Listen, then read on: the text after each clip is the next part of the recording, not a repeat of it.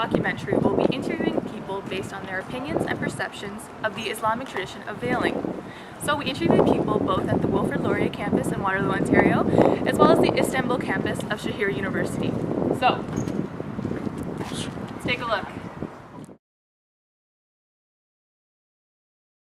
Well, my name is Ali Noor. I'm 21 years old. I'm in the economics program. I consider myself a Muslim, and my ethnicity is Pakistani.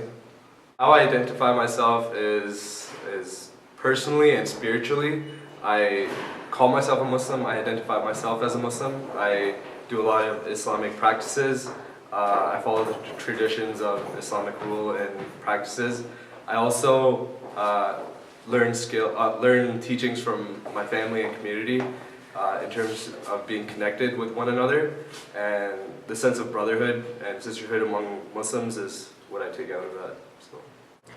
My name is Sadi Asif, and I identify myself as a Muslim. I'm 21 years old, and I'm from South Asia. Yes, coming from a Muslim family, veiling and hijab, modesty is a big part of our religion, so I have known about this ever since my childhood. So my name is Rachel Anstead. I am 21 years old. I identify as a Catholic, and I would say my ethnicity is Caucasian. Prior to university, I did not have any education or prior knowledge of what veiling was until I came to university and started taking Muslim studies courses and surrounding myself with different cultures. I started learning what veiling was, the importance of it, the beauty within it, and why it's important for each person to veil themselves. I believe it's a choice, whether you wear it or not. It's up to the person. If they feel comfortable, it's their choice. If they don't feel comfortable, it's their choice.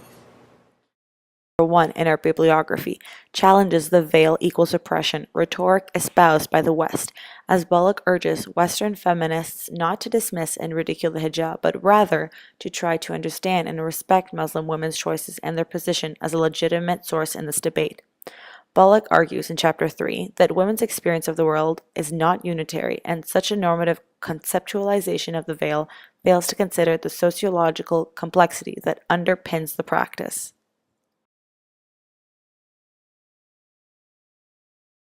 My name is Wilfrid. I'm 19 years old. I'm a Muslim, and I identify myself as South American. Yeah, because when you see a Christian woman, a nun wearing the type of veil she wears, then you identify her as a Christian. And you see a Muslim woman wearing the hijab, you identify her as a Muslim. And so I would say that the veil, regardless of religion, does play a part in that person's identity. My name is Kayla. I am 22 years old and I am a female. I am a Catholic and my ethnicity is Canadian Portuguese. In terms of education, no, but in terms of being exposed to it, yes, both here in Canada and other countries that I visited. I'd say the veil is definitely a woman's choice related to her personal being. But also I think closely related to her religion. Probably definitely personal and religious are the one that stand out to me the most. Personal in a way is, I believe that, to my knowledge of the religion, that women usually have a choice if they want to wear it, or how much of the veils they want to wear. But in regards to religion, I think it's a requirement for the women too, where it's they're more supposed to do it. It's asked of them. Source number 2 in our bibliography adds how one of the complexities regarding the subject of the hijab is that the term veil is often used synonymously or interchangeably with the word hijab. However, El-Gundy points out that in Arabic, which is the language of the Quran, the spoken and written language of 250 million people, and the religious language of more than 1 billion people around the globe, the word hijab has no single equivalent such as the veiling. Therefore, the distinction between the words veil and hijab is important, as the latter has Islamic association that differentiates it from the former term. In addition, researchers such as Fernia and Roll have indicated that regional and global terms differ in classifying the diverse articles of women's clothing, and the word hijab varies from culture to culture. The Encyclopedia of Islam identifies over 100 terms as pieces of clothing, many of which, such as burqa, jibab, and niqab, are used for the covering of a female body. Thus, while a Saudi woman may wear a niqab and call it a hijab, a Canadian Muslim woman could use a headscarf and also identify it as a hijab. The concept of the hijab, hence, emerges in multiple ways. The veil, which is often interpreted in Western traditions as a covering of the head, does not illuminate the complexity of the practice in the Muslim context.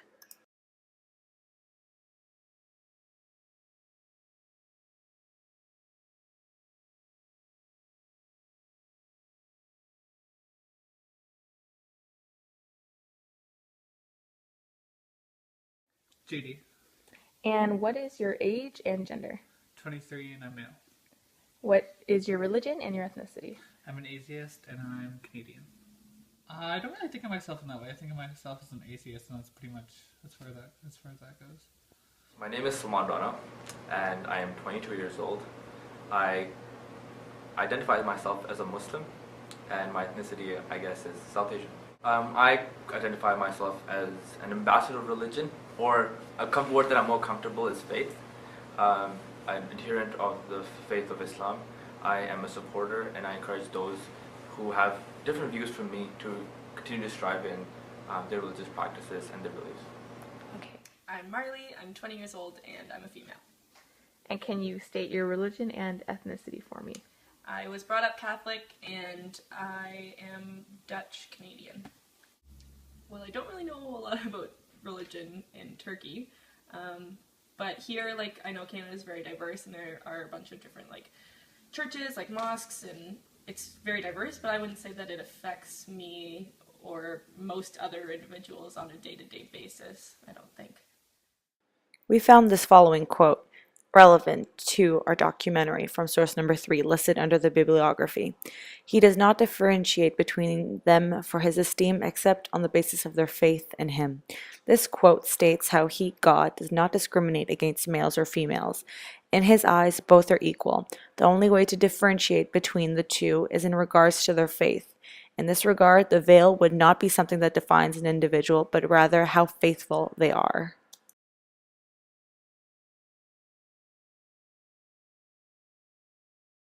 Hi, my name is Brandon Mullen. I am 23 years old. I am a male and I identify with the Roman Catholic religion, and I am of Caucasian ethnicity. For myself, when it's asked opinion of veiling, I think that whatever your religious affiliation is your own. I think that if you choose to practice it, that's up to you. I think that when it comes to pressuring others to take part in something that they might not, agree with, that's a different scenario. My opinion of veiling is the stance of that if it's what you believe in, do it. I have nothing against it. I think that when it comes to certain political or, identification aspects, when your face is fully covered and you need to be identified as an individual, maybe there's boundaries there where I would say that, it's kind of a very gray area at this point. But I mean, if it's something that someone, strongly believes in and they don't feel comfortable enough, removing, said veil due to their religious affiliation, then I think that someone shouldn't be pressured into having to do so. But I think there definitely needs to be some deep thought into ways around the gray area, like I said before, for things such as identification. My name is Ryan. I'm 23-year-old. I identify as a male, a white male, and I am a Roman Catholic.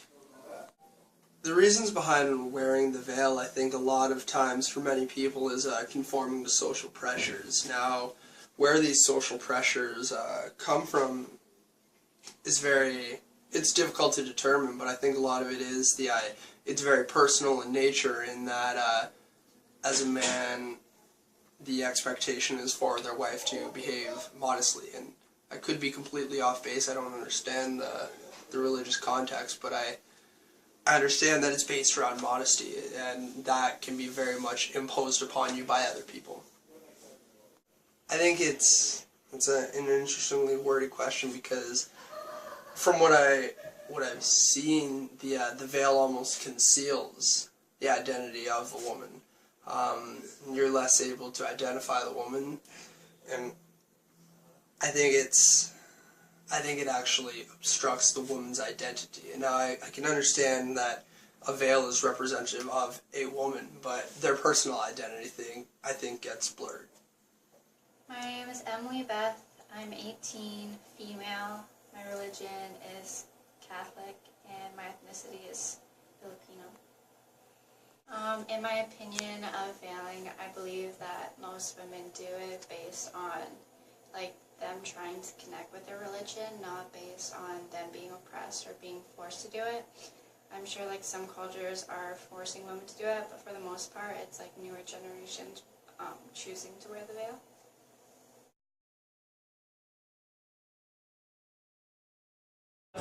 Okay, hello, my name is Barna and I am a computer science student. I think I'm in middle because I believe what I am believing, and it's only believe.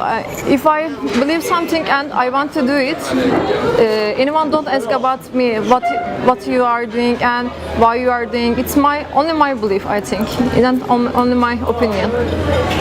I believe that everyone has a right what they want to believe or what they want to do. If she wants to wear a scarf, and it's only her opinion. If I don't know, I wear like this and it's my opinion, and if she wants to wear a scarf, it's only her belief. He is free, I think, or she is free. I don't know. I'm Abdul Basit Adil. I come from Pakistan. I turned 22 last month, a week before, and I have a Muslim background.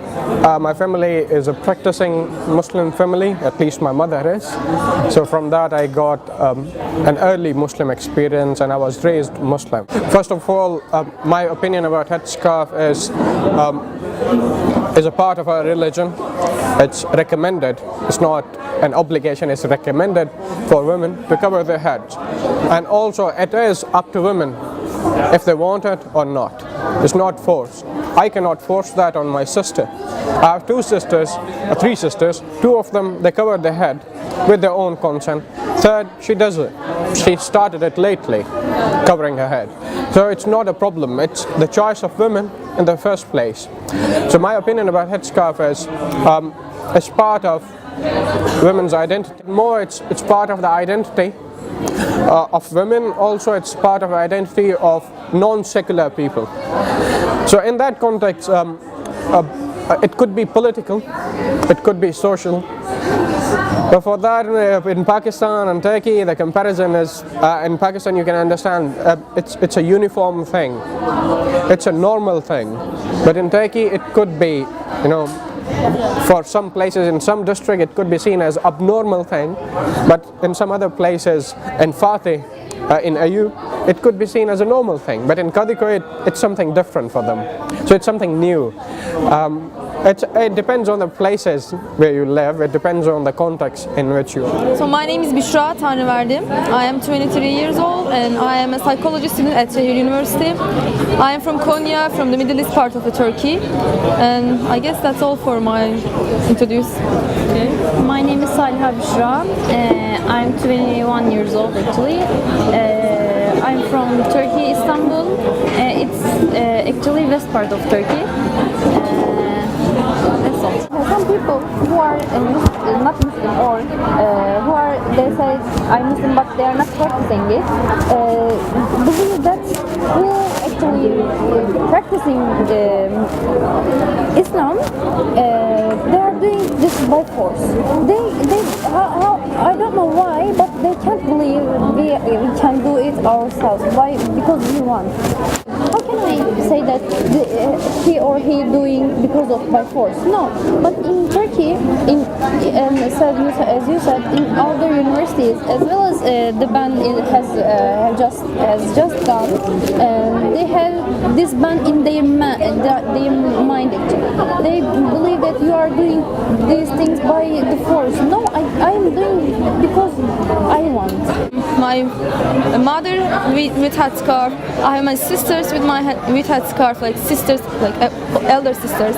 So I was actually before it thinking like maybe I can do all my religious responsibilities like praying, whatever, but I don't cover my head. So it was actually kind of the idea given by the social public to me, like, because when you are wearing headscarf, it's not the case right now, fortunately, but unfortunately it was once. So when you were wearing headscarf, you were like prohibited from some public spaces, like you don't actually work with your headscarf. You cannot go to the public schools, like universities, high schools even. The workplaces for wearing headscarf, I can say that yes, it is more relaxed now, but still I have many friends, and actually even in my family living some problems.